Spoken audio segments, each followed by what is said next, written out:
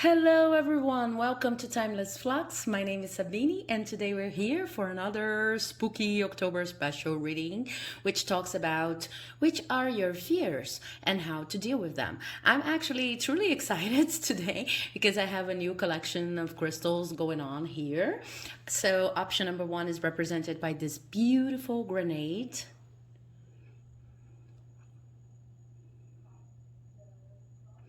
Option number 2 is represented by the Jasper.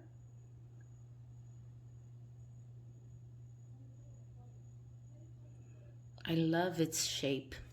Option number 3 is represented by the Indian Jasper.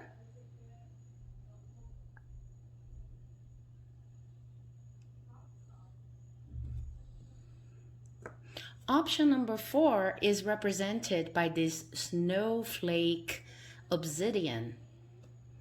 And I love its spots. Look at it. It's so beautiful, so freaking beautiful. Option number 5 is represented by this beautiful Amazonite. I was missing an Amazonite on my collection because I've given mine to a friend who was in need.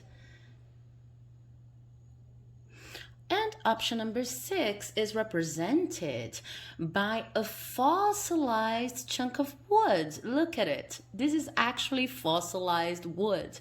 I just simply loved it. Take a look at it.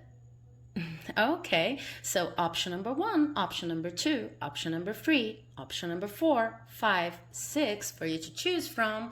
And we're going to talk about your fears, how appropriate for the month. So if you feel the need to pause the video in order to concentrate and decide, have a more in tune moment with yourself to decide which option you think it's going to talk to you, please be my guest, of course. And I would like to take this moment, as I normally do, to thank all of the people who have been subscribing to the channel, leaving comments and everything, because this is so important for me to feel like these messages are reaching people and they're actually being of help. Okay, so thank you very much. I really do appreciate everything that you've been doing. Okay, so if you're ready, then with no further ado, let's start with the reading for option number 1. Let me just organize the crystals here. You know the drill. Okay, so if you've chosen option number 1, represented by this beautiful grenade over here, or granada, I don't know if it's a grenade or a granada. In Portuguese, it would be a granada stone. Then this is your reading, and let's see what we have here in terms of your fears and how to deal with them. Okay, so the first card I have here is the 10 of Swords. Then we have the Magician. And we have Acceptance. Interesting. Truly interesting. Okay, so I have a lot of information going on here just with these 3 cards. But well, the first thing I have to tell you that's very important, and that's indicated in the narrative of these cards, is that whatever you've been fearing, or whichever was the basic fear you've carried with you or had to face during most of your life, is actually shifting right now. It's actually coming to an end, in the sense of course, we'll never have the possibility of living without fear, and it would not even be advisable, because fear can be a way of understanding our boundaries and learning more about ourselves. But what I see here is that your fears are changing. So there was something that you were truly afraid of, and I'm going to get into more details in a second, that's now it's kind of collapsing a little bit to the side, and it's going to in time, and not a long time, finally disappear from your life. This is a changing perspective, because what I see is that whatever it was, and I'm going to get into details, but whatever this fear of yours it was something that actually drained you, left you really tired, and maybe suck on your energy so much that you couldn't even understand how to think new beginnings in your life, and manifest whatever you wanted to manifest. But this blockage is being removed right now, so cheer up. Very good news.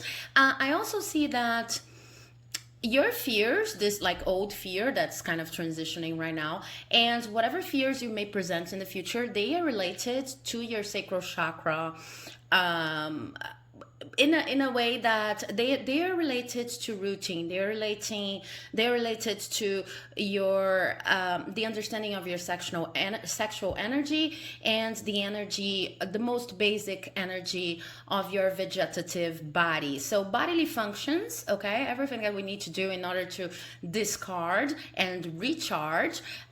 There's a strong connection between your fears and this very basic vegetative, as we say when we talk about different systems in the body, in terms of body functions. They are related to these very basic systems. Okay, so I see that in a sense this is good for you, because whatever you end up thinking, whatever you end up problematizing and even justifying in terms of a mental process, is not actually true. What's true is that whenever you fear something, this is related to the way you feed yourself, to the way you sleep, to the way you take care of yourself, to the way you expel energies and even chemicals when you sweat, for example, or the way you expel whatever is no longer of use in your body, the way you expel food from your body, or liquid water after you have already extracted all of the nutrients. Okay, so what I have that's more detailed about that is that this fear you used to have was related to not feeling good enough. But what you didn't understand is that, okay, we in general, whenever we talk about self-esteem and fear and empowerment, we talk about this fear of not being good enough. But in your case specifically, this was related to the fact that you were not accepted as a young child. You were not accepted into some extent of your capabilities, and this is really talking about capabilities and needs, okay, very basic needs. So there probably was a time in your life in which people thought that you ate too much, or that your way of, the things we do at school, writing, doing your homework, reading and processing information, probably some people said that you were not doing this right, or that you should do it in a different way, and they ignored the whole multiple intelligence thing that it has only became something, an item very recently. Okay, so maybe your parents, you have to study like that, you have to eat like that, when you go to the bathroom don't forget to act like this and that, when you eat you're eating too much, you're eating too little, it felt like it was never good enough. But it's not good enough in the sense of you not being a good character person, or you not being someone trustworthy. They as I see here, they never entered that. It's more of a even closer vigilance of your body and the way you do things. It's very, very practical. That was always asking you to do things in a different way. And what you don't understand, or at least it took you some time to understand, because I see you shifting this perspective here right now, is that whatever you did as a very small child was the best way, the way you operated was actually the best way for you to operate. So what I see that's happening now is that you're kind of regaining control over the way you do things, over the way, these very basic things, like over the way you sleep, over the way you eat, over the way you dress, over your sleeping schedules. I see that, for example, for some of you, there could be someone saying to you at a very young age something like, you should sleep 8 hours. If you don't sleep 8 hours, you're not going to function properly. And then you would feel but not have the guts to say, because these people were your providers and you love them, etc. But you would feel that you didn't need 8 hours of sleep. And then you go, okay, but I feel okay sleeping 5 hours, sleeping 6 hours. And it was kind of hard for you to find, your match with what your the providers in your life were trying to say, or were even ordering you to do, and being very vigilant about. Okay, so of course this could go a different way. Don't get focused on the numbers. No, I'm not saying that you should sleep only 6 hours. It could be the other way. It could be people telling you that you should sleep 6 hours because you're young and you're full of energy, so 6 hours are enough, while your body is asking for 8 hours or even 10 hours. We know that our chronotypes, when it comes to the time we sleep and how we eat, etc., they are very particular to each physiology. They are very particular to each specific body we inhabit, and this is only a part of us. This is not like the whole you. You have a whole spiritual reality living. Your body's kind of living inside this spiritual reality, and it needs to deal with this body, but this body is only a part of you. This is not the whole you. Okay, and it was very hard for us, one reason or the other, for your providers, your family, to understand that it is really truly a very complex subject. So maybe you could find the strength and the grace to forgive them and it would do you good. But anyway, what's important now is not them. What's important is that you are observing, because you were trying to fit in a reality, in a way of doing things, in a way of feeding, eating. Well, I've already said that, but in a way of taking care of your most basic needs. You were trying to live up to the modes that you've inherited. Then you ended up feeling really drained and really tired, and this is connected to your fear of not being enough. Okay, so this not enough is coming specifically from this characteristic. What I see here is that you still have this fear, but this is going to shift, as I said, to a completely different level. And the way of dealing with this fear of not feeling good enough in your case is very specific. You need to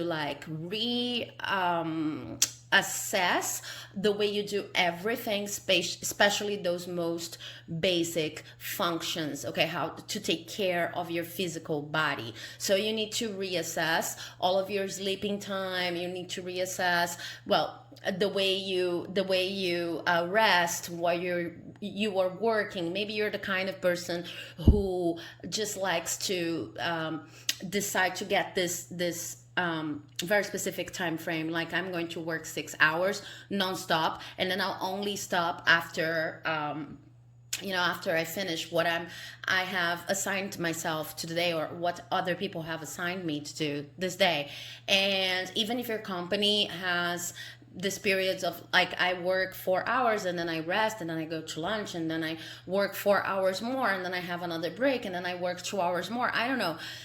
Maybe this way of organizing is not functioning for you. So this is the time in which you truly and carefully assess all of your time frames, all of your routines, especially when it comes to taking care of yourself. So the way you rest, the way you eat, the way you, well, you know the drill.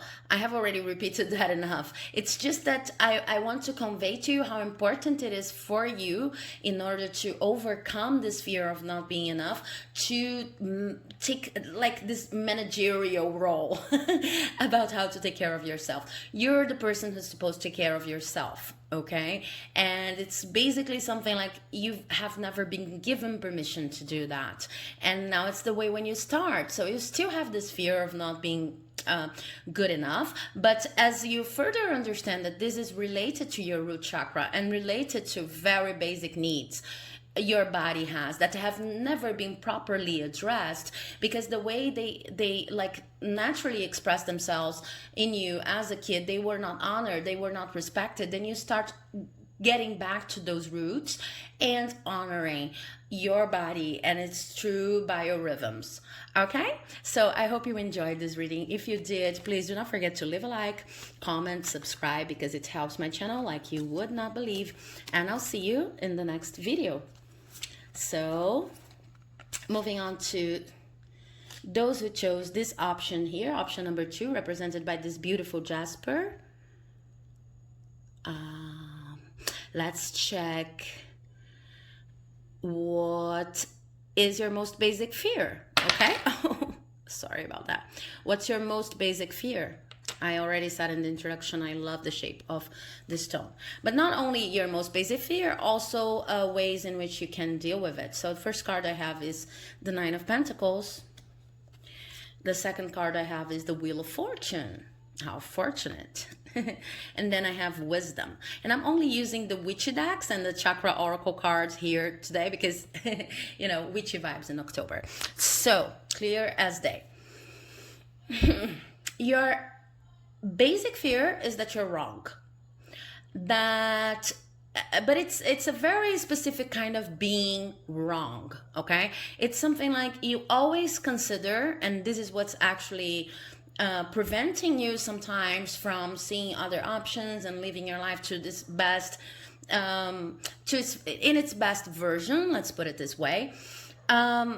You always consider life as a series of tests, okay? Because of this fear of being wrong. So of course, sometimes there are tests in faith. Sometimes there are more competitive situations in life. Sometimes, you know, and it's, of course, it's obviously increasing as we enter this kind of contemporary vibe of rat race that's only increasing. This is the system, okay? We live in the social system in most parts of the world, but you're like overdoing it. It's like you have this filter in your life that says, I am never right. So you've accomplished a lot of things in your life, but you cannot truly appreciate them. And what's backing you up in the feeling that you're never wrong, that you're never right, is a feeling of you could reach extra heights that they never come, okay? Let me have a sip of my tea here. Okay, let me try to explain this better. You're afraid of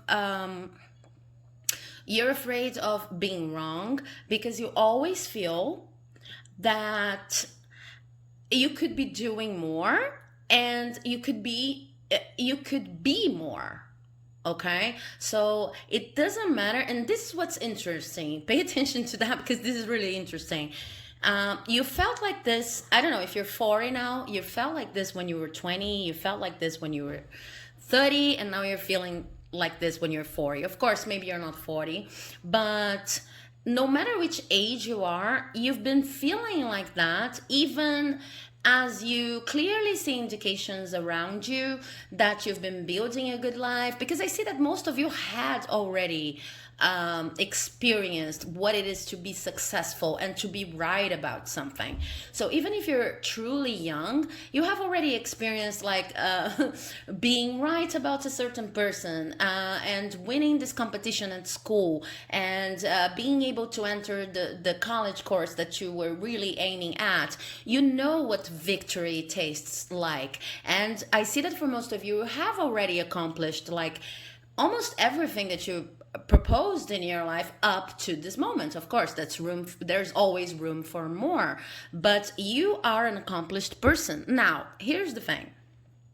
There's always room for more. So it's kind of, it doesn't matter if you've just reached an important milestone in your life.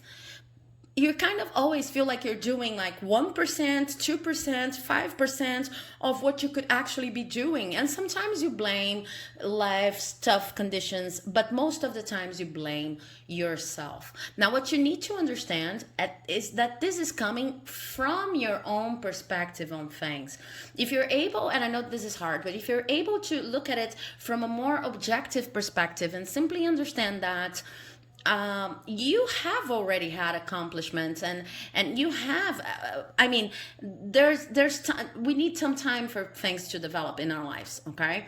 And this time is different for each individual, but if you actually look at your past with objective eyes, you see that you have already accomplished a lot of things. And even I'll say further, most of the things that you have dedicated to. So you say, I'm going to enter this college course, and then you enter it. You say, I'm going to have this relationship, and then you have it. You say, I'm going to, have an extra, I don't know, amount of money, and then you're able to arrive there, okay, to reach this point.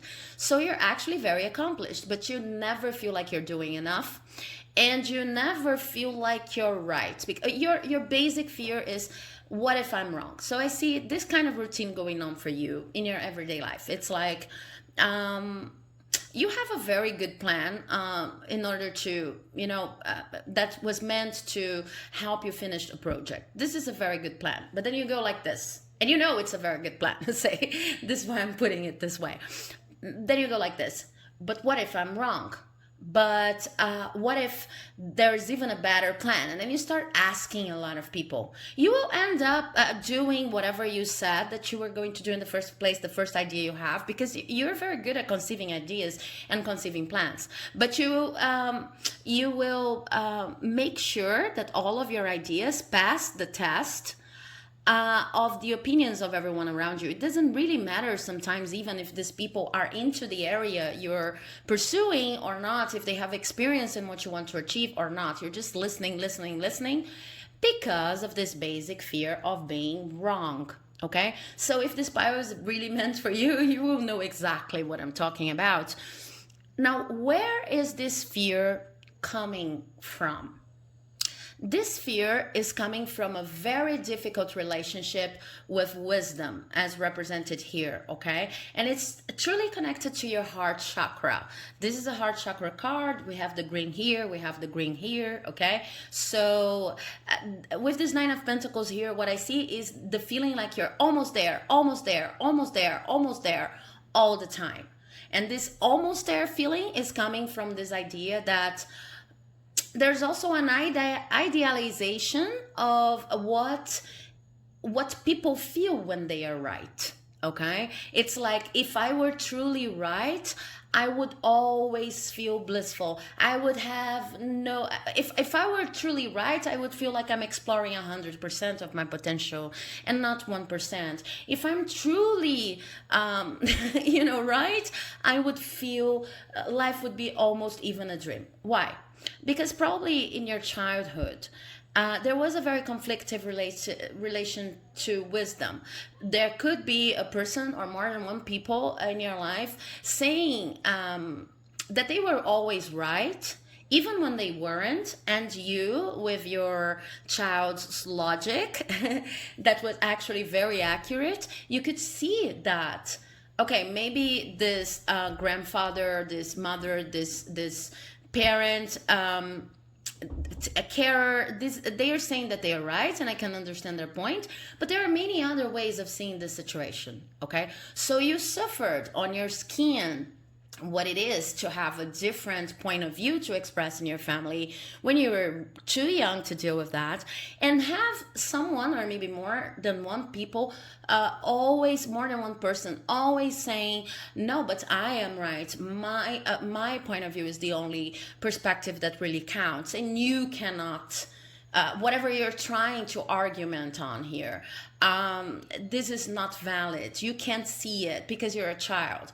Well, what I have to tell you here is that you actually could see it and that it was important for this person due to a lack of security and on themselves, for these people, a lack of skill maybe on dealing with this whole power scenario, parents, children, etc. But it was hard for them to simply admit that could be other views that were always interesting that were also interesting and that came from younger people, okay, especially people that they were responsible for. They were kind of afraid that if you were right, you wouldn't need them, or you would question their role as parents in your lives or as caregivers in your life, okay? But what it did to you was, on one hand, you kind of idealize being right. For you to be right is to experience this lack of fear, like these people in your life used to represent in your imagination, because you saw these people as fierce, as unwavering, as very wise, okay, so wise that whatever you said, you were always wrong, okay? But you need to kind of balance this perspective up, because I see really lots of luck entering your life and lots of possibilities for you to change this fear of being wrong. First of all, you need to understand that you are not always wrong. Second, you need to understand that even when people are right, like you were as a child, sometimes they are confronted with people who cannot accept their perspective on things. It doesn't make them less right. It only makes them, hard to deal with. Okay, so you were never wrong. You were just presenting your perspective and it was not being accepted. But in this process, it's kind of like you idealized your parent figure and like underestimated your own truth and your own values. Okay, this is the moment now in which you have to learn what's true to you and what are your values, and understand that they are feasible perspectives, so that you can live your life more freely and not always scared of being wrong. Okay, because I see situations in your everyday life that are like, you are so afraid of being wrong that you complicate your life. Things become too complex. Instead of simply doing whatever you want to do, you're just like checking and rechecking. And sometimes people come to you, they are expecting a simple conversation, but you're so defensive, that you start justifying yourself, and you don't need to justify anything. Okay, even if you did something wrong to another person, then you apologize, but it's different from justifying. If you truly did something wrong, then there's no justification that will be enough. The only thing you have to do is to, apologize, and then say, okay, what can I do to make things better for you now that I've wronged myself, okay? But justifying it's a process that in most cases it doesn't solve anything. So what I see is like you're overly justifying and you're overly checking and you're overthinking everything because you're truly afraid of being wrong. And there's another way of living, a way in which you feel freer and you understand that what happened to you as a child has blocked your heart a little bit and needs to be overcome right now. When you understand that you were never wrong, you simply had a different perspective, and we're dealing with a power play kind of situation when it comes to your parents or your caregivers. Okay, so I hope this reading was useful. If you liked it, please do not forget to leave a like, comment, subscribe, because it helps my channel like you would not believe. And I'll see you in the next video. Bye bye. Hello, if you've chosen option number 3, represented by this beautiful Indian Jasper here, that is a new addition to my crystal collection. I'm loving it very much. Really want to show you. Okay, I'm still learning how to deal with these crystals, read them and everything. Then this is your reading on your fears. Okay, so the first card I have here is the Page of Pentacles. The second card I have is the Seven of Swords in reverse. And the third card is Growth. Okay, so much like option number 2, it's a completely different fear, but it's also related to a blockage in your heart chakra. Okay, it could block other chakras, of course, and this is a general reading, but I see a story that starts with a blocking of your emotions and your heart chakra in general. So emotions, and at a certain level feelings, and the way they express in the world, and the way you see yourself in the world from an emotional perspective. Okay, your basic fear, as indicated here, is the fear of having to fend for yourself, having to be responsible for your own material gain. Okay, so I'm not saying that you're the kind of person who is dependent, financially dependent on other people. It could be, and you could be really young, or maybe you could be, you underwent a very serious situation, illness, something that has kind of made you come back to the situation of feeling financially dependent or needing to be financially dependent. But you could be rich still. Your very basic fear is the fear of having to take care of yourself financially, okay, and having no one else to resort to. So let's see how this fear has been fostered, okay, and let's see how to deal with it. What I see is the mechanics of the feeling goes like this. Whenever you're doing something that's related to your financial abundance or material abundance, because it starts with money, but it could, encompass many other material acquisitions that you truly need in your life. Whenever you're facing a situation like that, no matter how old you are, and no matter which are your skills, no matter what happens, you just see yourself as this beginner in life, as this child that has to think carefully, otherwise they'll be left out. You don't feel safe enough when it comes to your financial and material choices, okay? And then your first attitude, what fear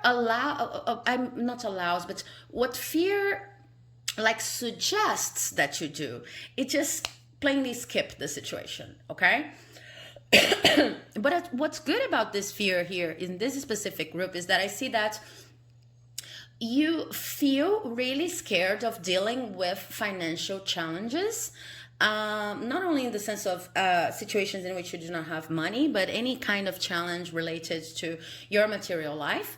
You feel truly scared. You just want to escape. You feel like a child. It's like, I can't manage this. But anyway, you stay and you fight. Because something that you learned about this fear is that when it comes to financial challenges and material challenges, no matter how afraid you feel, you need to face them. So kudos for you, because you have already kind of started facing this fear. But things could get even better if you understood the root of the fear and simply applied this concept to your life, okay?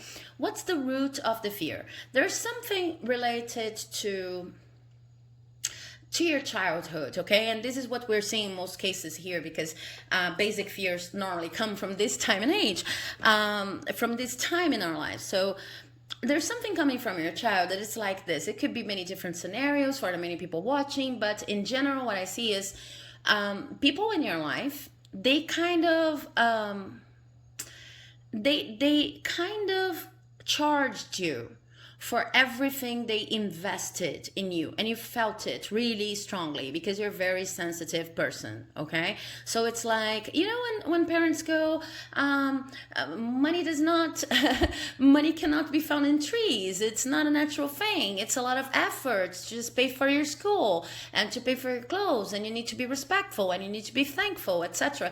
It was so much, it was smothering sometimes, and you just simply felt like you had no value whatsoever, because you kind of almost felt like you were indebted to these people, okay? And it doesn't really matter if you have left this situation or not. That's why I said it doesn't matter even if you're rich. There's still a core part of you that's truly afraid of take matters on your own hands and just solving your financial life, and understanding that you're capable of earning your own money, and understanding that you're capable of being independent.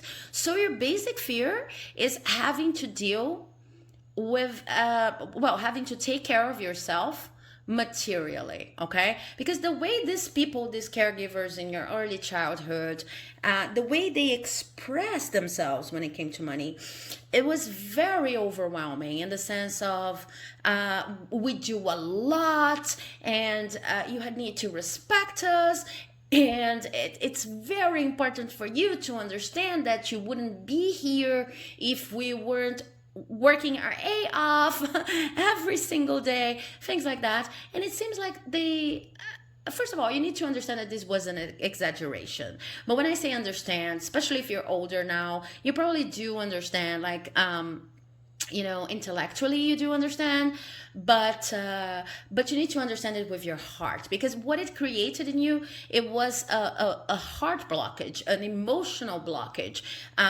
You felt like you could not even love these people properly, because they were not there to be loved, they were there to be respected, and they were there to be paid back. So, because if you're in debt with your own caregivers, then you just want to get rid of this debt. You just want to pay them. You just want to be able to give them something very concrete that they will finally say, okay, we've spent so much time with you and so much money with you, and we've provided your house, but now you've given something in return.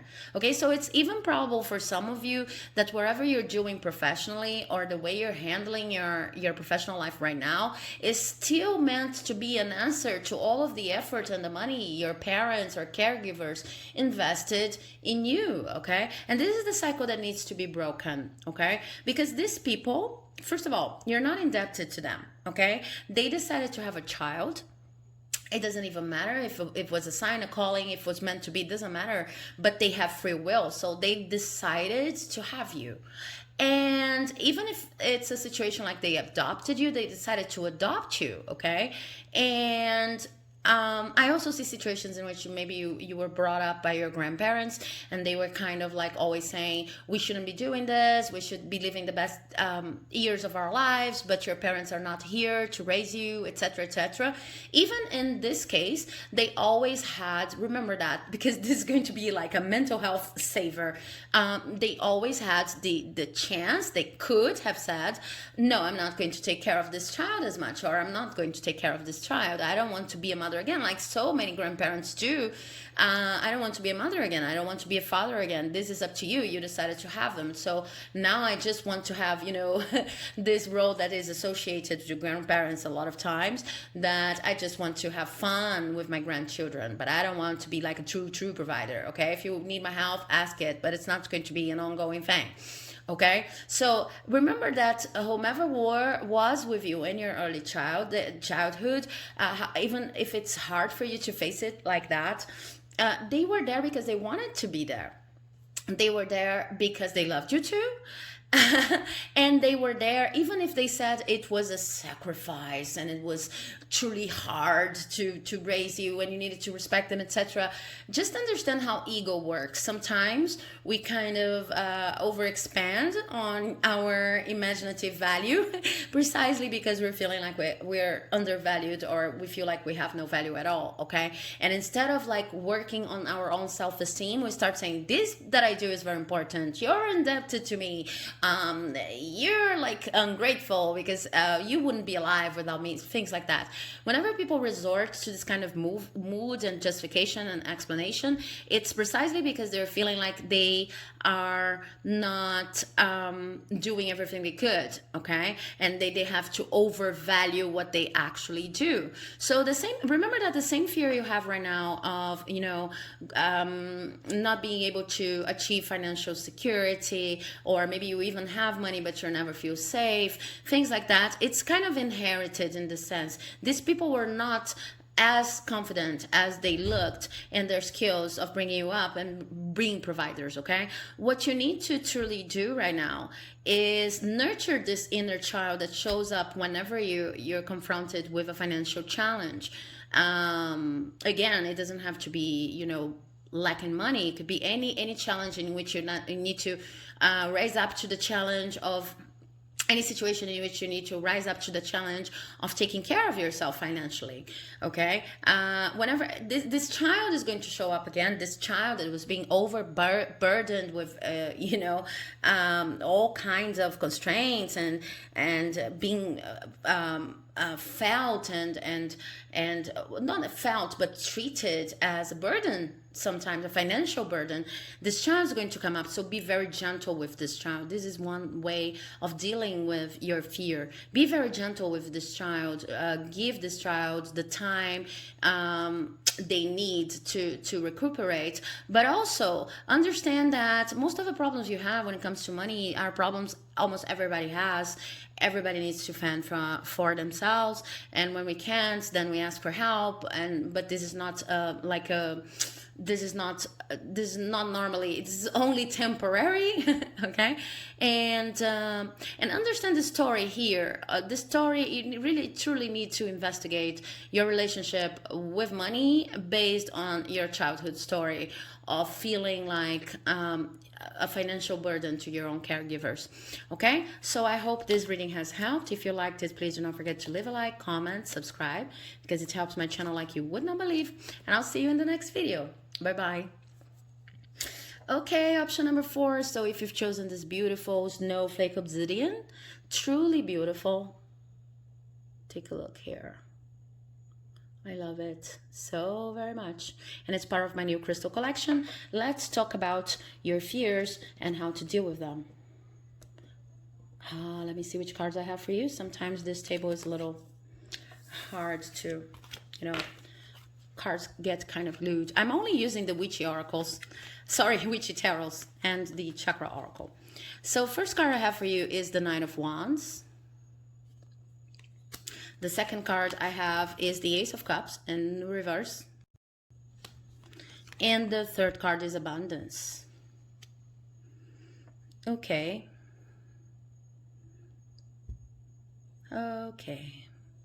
So, your basic fear is a fear of feeling abundant. It's not that you're afraid of abundance, so I'm going to really try to put this carefully. You're afraid of feeling abundant and missing out. It's kind of like you have a relationship with abundance that is very rat race CEO-like, which is if I stop, okay, because at certain moments in life we simply plateau, and then we look around and we see, I have enough money, I have a beautiful family, I have I'm getting closer and closer to my dreams, and I have even fulfilled some of my dreams, so I just need to, I've plateaued, so it's okay. It happens to anybody, and we need to rest. We can't simply leave on this rat race mentality.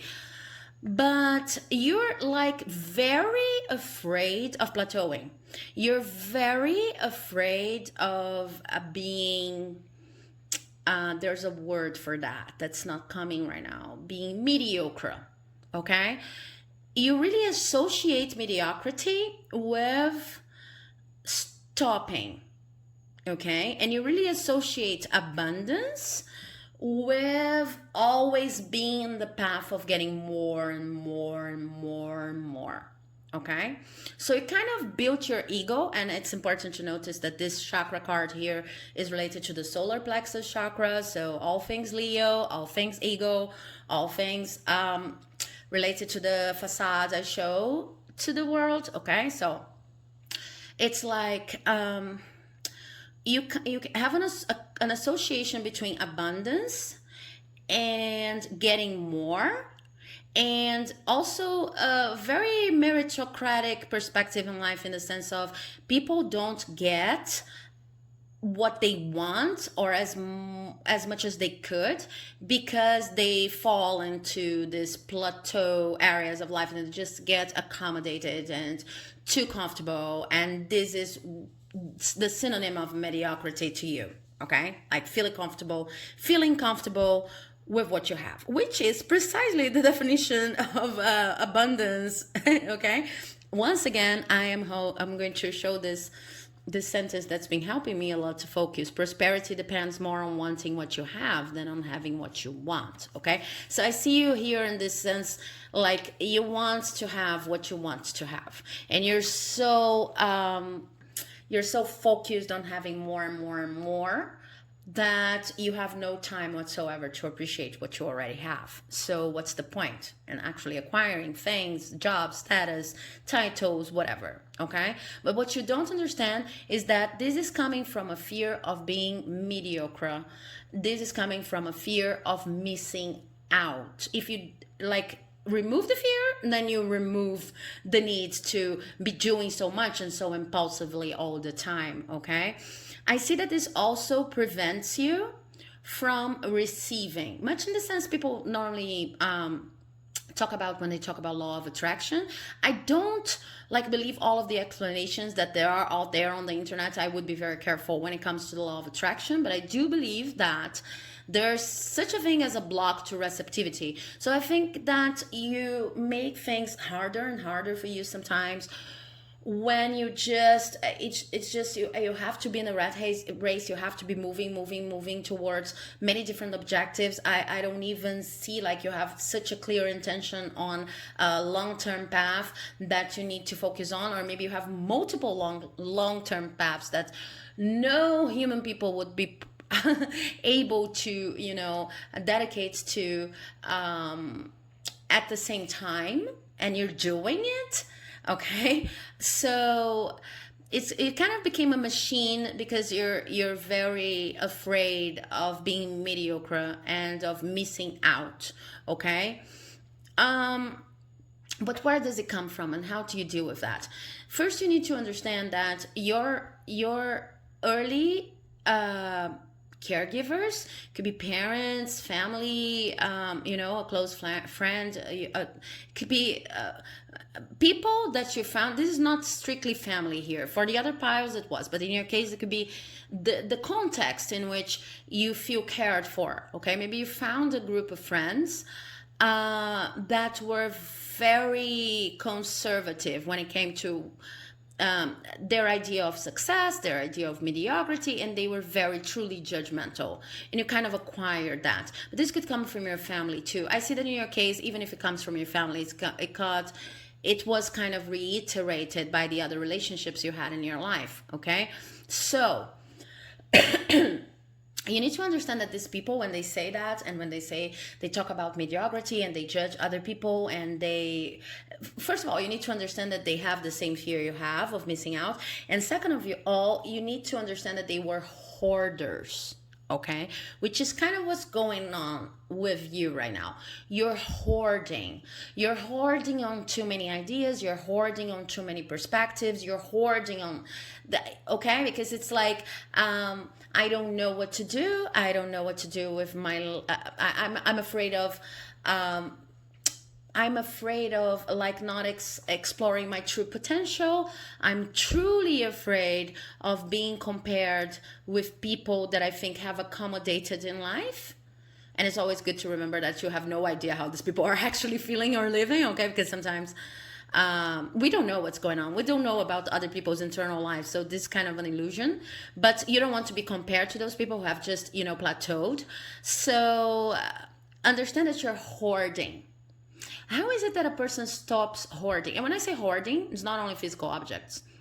Mostly activities, could be physical objects too, but activities and intentions about your future, relationships. Like you keep everything that gets into your hands, very strongly, because it's like all of those things could present opportunities, and you cannot lose any opportunity. And even if you lose, if you lose an opportunity, you feel kind of like a failure. It's like you're opened to the world in a very unhealthy way, in the sense of I have to take it all in, and I have to deal with everything, but the reason for that's not like extreme generosity. It's just like that you're afraid that if you miss something out, then your whole self would collapse, is what I feel here.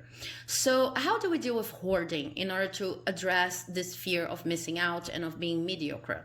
First of all, you need to stop to readjust the way you judge people around you, because I see that with such a judgmental note to this fear, it will be very hard for you just to simply, relax and work with meditation or anything in order to be less judgmental. You can do this, it will help, but probably you need to just slow down on the judgment little by little. And it's something like, look at the people that you compare yourself to. Are they really living these amazing lives that you think they are? Or on the contrary, when you call people mediocre, are they really as mediocre as you think? And start readjusting that.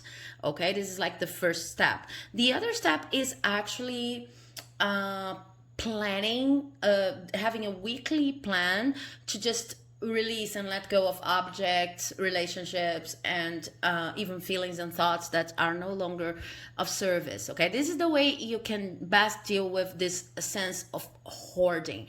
And you will in time understand that if you hoard everything in your life, it's because you truly have no contact with who you are. Okay, because when we know who we are, we have excellent filters that tell us, okay, no, maybe not excellent, I don't want to trigger your perfectionism and your sense of I need to go, but we have better filters, let's put it this way, about what serves us and what doesn't serve us. So it's not a problem for us to say no. Or if it is a problem, it's a problem for other reasons, because we don't want to hurt the other person's feelings, for example.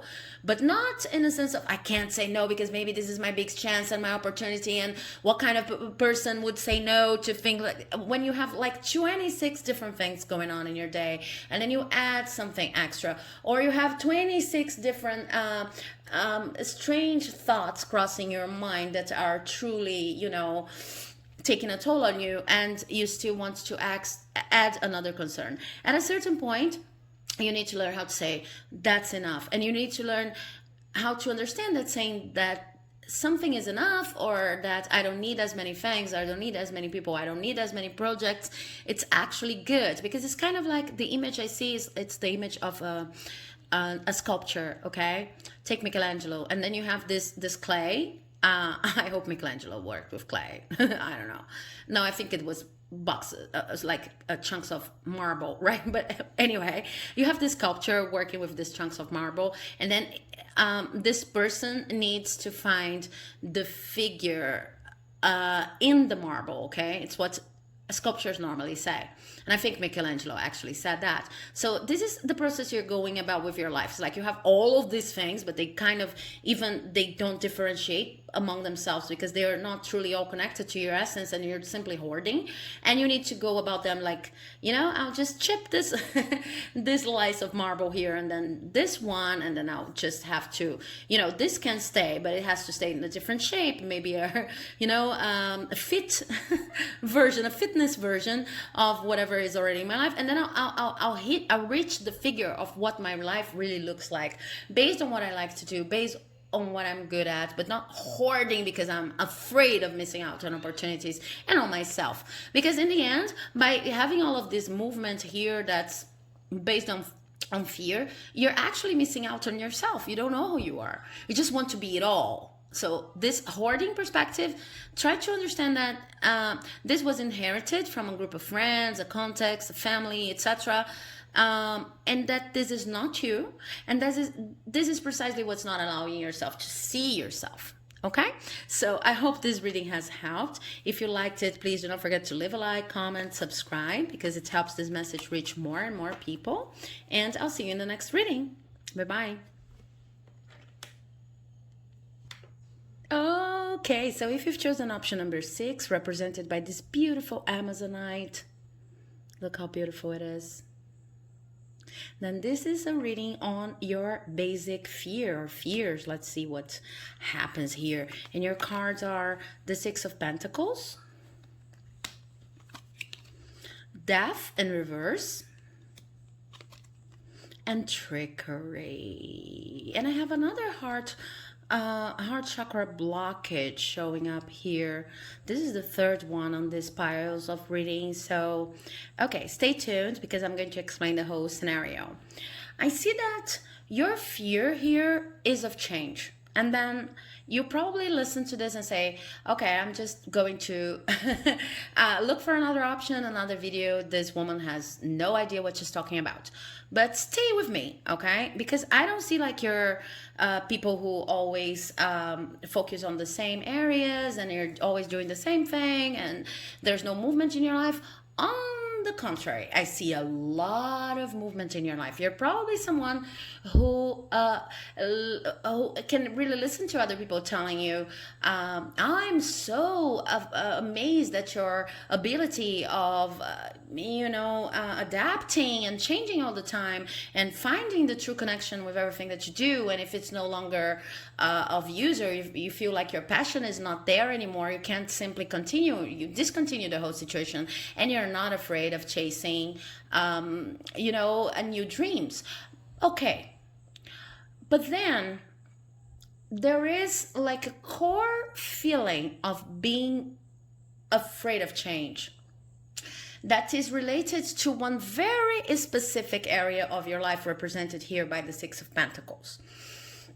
It's like you always have to be the provider in every situation. You always have to be the person that has more, and I'm not only talking in material terms. So you have to be the person in every situation that has enough for yourself and to give to other people. You have to be the person who has wisdom to be imparted in certain situations, and you need to be the wiser person in every situation you commit to. When you commit to it in a sense of, let's find a solution, let's work in this project together, etc. When it comes to efficiency, you need to be the most efficient person. And this is not coming from a selfish perspective, at least not in the sense that you're just trying to show off. It's not about that.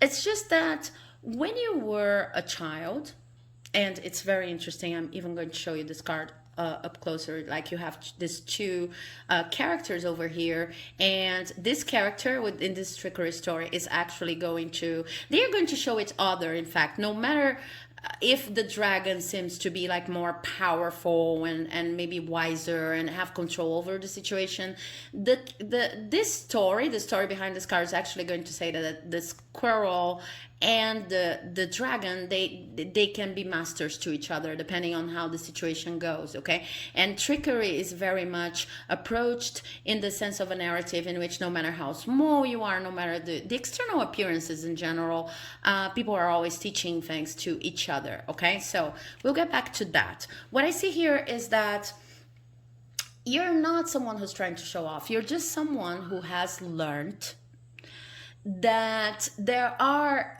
like, you've learned how to differentiate people and scales. Like, these people are able to do those things and these people are unable to do those things. But you did it kind of like you've divided like humanity into two blocks: people who are really able to deal with life and people who are unable to deal with life. And you did that because you had such a character. You had a character like this in your life, like the dragon character. You're the squirrel in the situation. At least this is what I'm feeling right now. This is what I'm getting right now.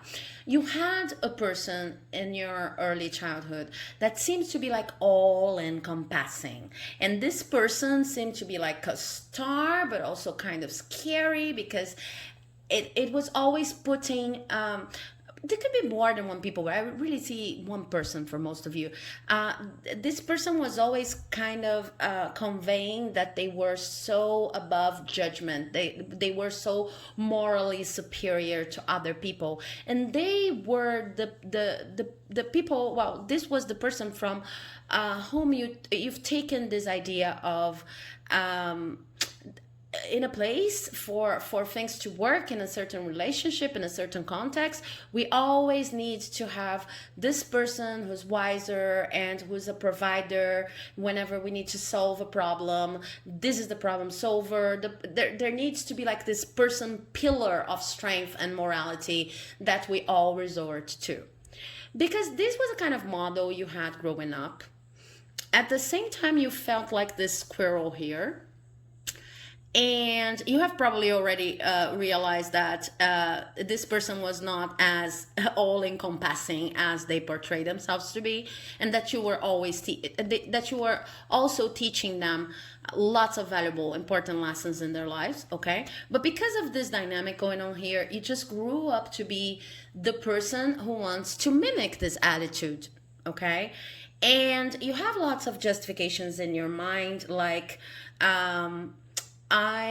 I feel like, okay, but if I know how to do something, or if I'm actually wiser, why should I tune myself down, or why should I belittle myself by saying that I don't know, or by waiting for other people's timing to get to the same point where I am in this on this issue? Because I see that because you fought too hard to be the wiser person, the provider, etc., you have actually developed lots of different skills. But this was developed.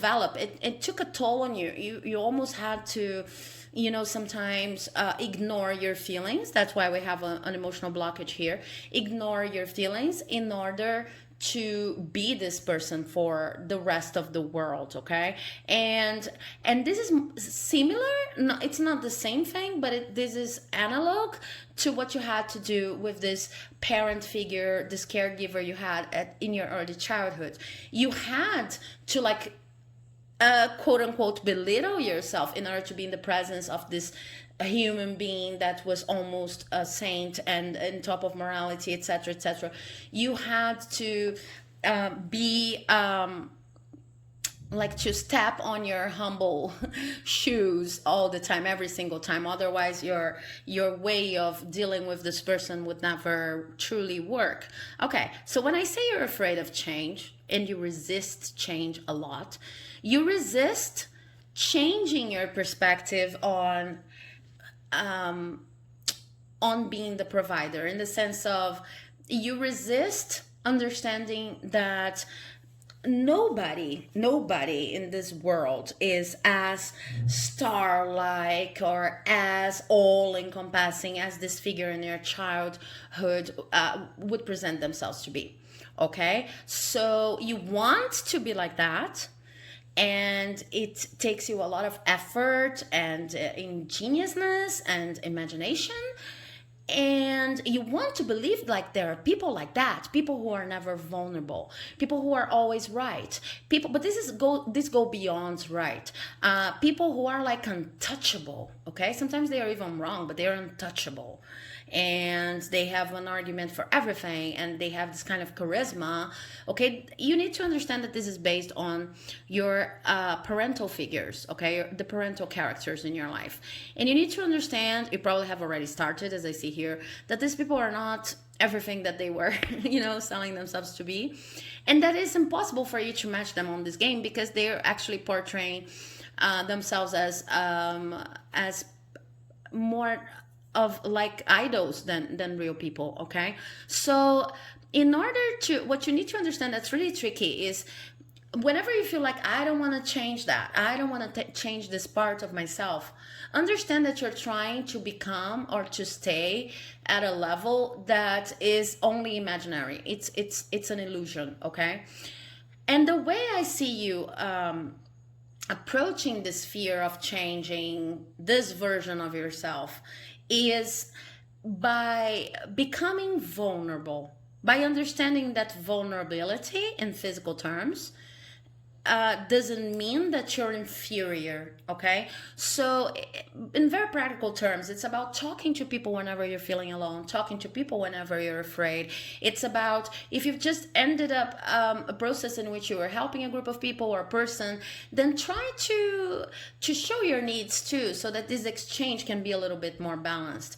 Don't try to be like the teacher, the idol, the admired person in every single situation in your life.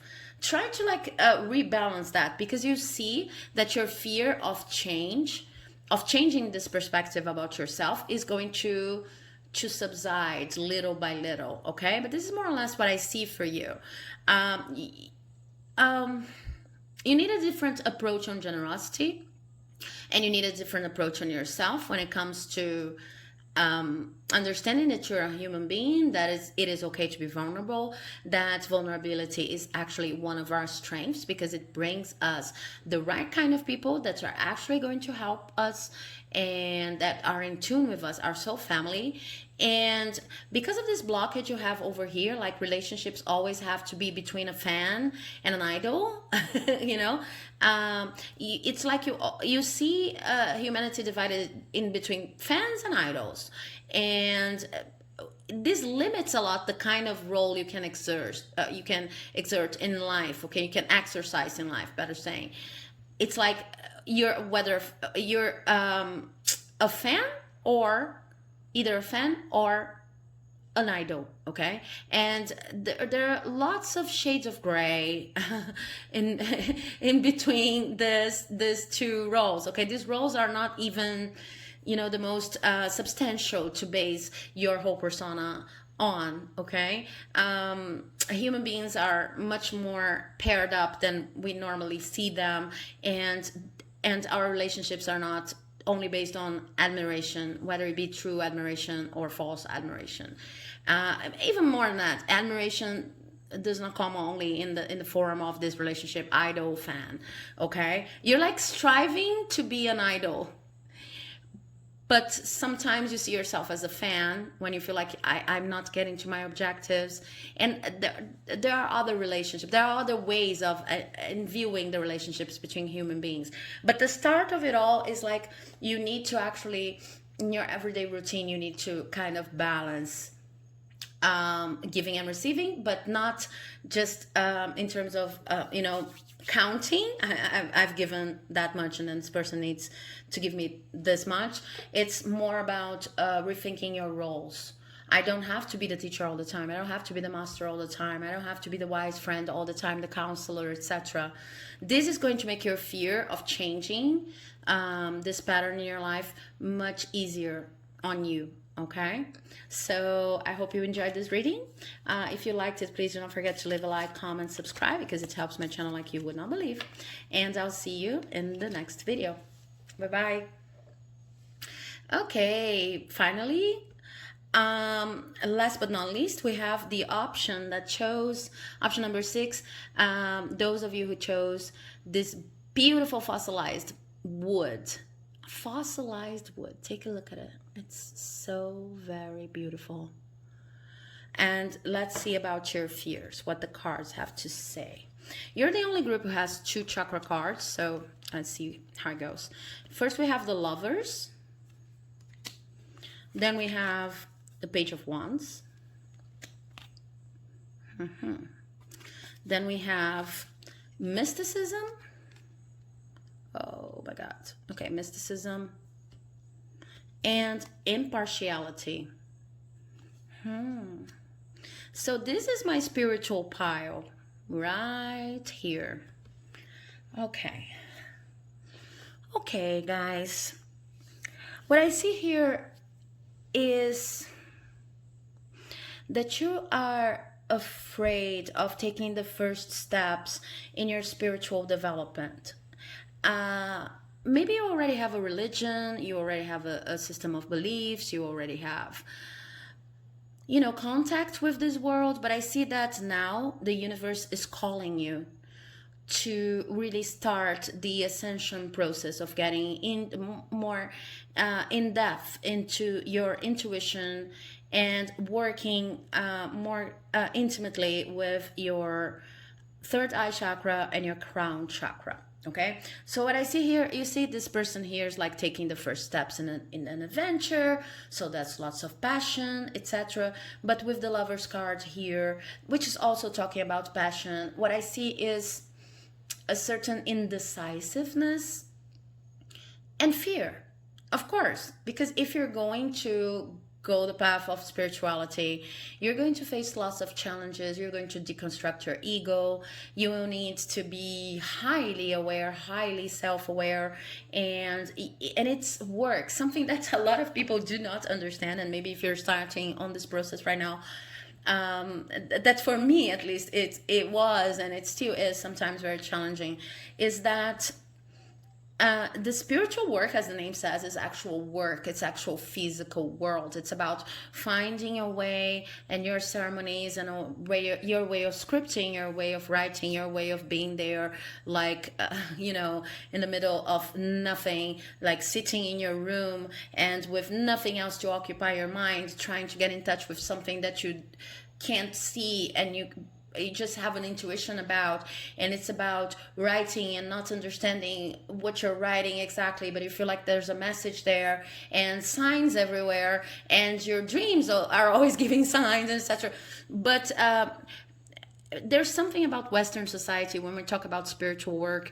It seems like we are going to be like, there's going to be this ray of light like falling right on the top of our crown chakra. If you're the kind of if you're the chakra person here, the kind of people who like chakra work. But it's like we imagine this ray of light just falling right on the top of our head, and then everything becomes, the senses become heightened, and everything is clarified. And this is how most people see spiritual ascension. But in fact, it's lots of work and commitment, in a sense of that we need to review a lot of things about ourselves. We need to be always kind of wanting to go deeper and deeper and deeper into the knowledge of ourselves and what's beyond ourselves, for lack of a better term. Okay, it's very hard to explain this process, but what I see here is that what you're afraid right now is of, like, you're giving the first step, or maybe for some of you, you have listened, you have heard the call of spirituality, and you're really afraid of what's going to do with you and how you're going to change, and even like, should I abandon my objective pursuits? Should I abandon my earthly goals in order to just tune into these higher vibes that maybe are not the most adequate, at least in my perspective, in order to achieve more mundane objectives? Because I see here, there's still a dichotomy in your case between what I want to do in the world and my spiritual path, as if they were not the same thing. Okay, so how are you going to get out of this fear? First, it's going to take time. You need to be gentle with yourself. Secondly, you need to understand that there's no opposition between your physical experience and your spiritual experience and work. Okay, they are one and the same thing. And your path in life, it's actually, a lot of people think like, I am going to deal with spiritual questions when I'm ready, or when I'm, and ready means that I have enough money, that I have a job, I'm fulfilled in the job, etc., etc. Okay, but it's impossible for you to have a fulfilling job if you don't have a spiritual practice. You don't need a religion. You don't need pre-assigned ceremonies or anything, but you need your level of spiritual development in order to being fulfilled, or feeling fulfilled is a spiritual practice in itself, and is what you're kind of starting to realize, but you're still afraid. So focus on that. In very practical terms, what I see here is that you need to learn how to differentiate your intuition from everyday noise. And one of the like basic ways of understanding what's coming from your intuition is your intuition, or your higher self, or the other realm you relate to that's kind of wiser than you in your everyday ego expression. Well, this voice is gentle. This voice respects your free will. This voice is nothing like the monsters we have going on in our minds saying, you're unworthy, you're insecure, you do nothing right, So this is one way of differentiating. The other way is like very specific, I believe, to each body. So each person has a different way of understanding. This is my intuition talking. Sometimes it's a feeling in a bit of your stomach, or external signs, etc. Look for those, but very basically, the voice of intuition, God, spirit, your higher self, whatever you want to call it, these voices, or even if you want to see them as multiples, they are gentle.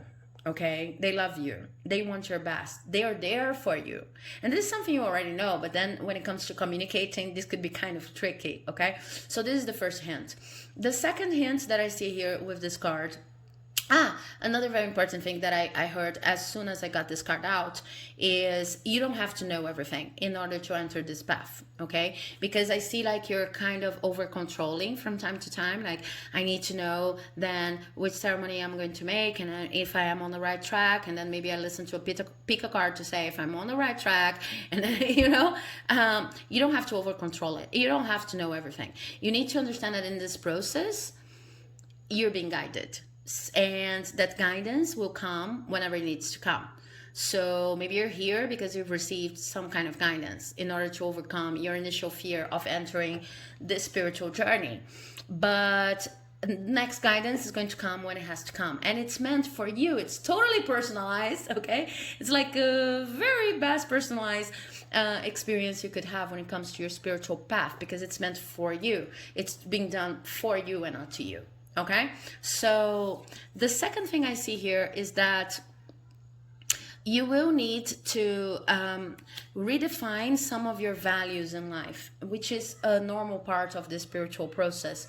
But it's something that you can actually do to like help your journey through this process, like very practical. So you can write, for example, what you believe to be true about life, okay?